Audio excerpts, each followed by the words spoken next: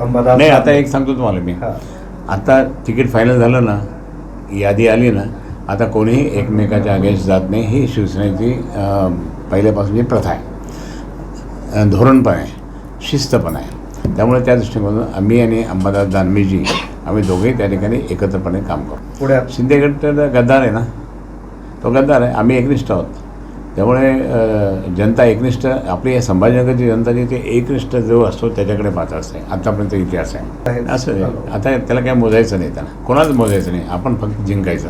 विजय तुमचाच फक्त. जिंकायचं म्हणजे जिंकायचं, लढायचं आणि जिंकायचं. पुढे कोणीही असलं तरी लढायचं आणि जिंकायचं. ठळक घडामोडींसाठी देशोन्नती न्यूज चॅनलला सबस्क्राईब करा आणि बेल आयकॉन प्रेस करा.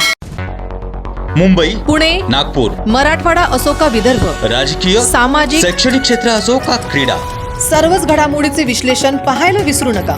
फक्त देशोन्नती न्यूजवर.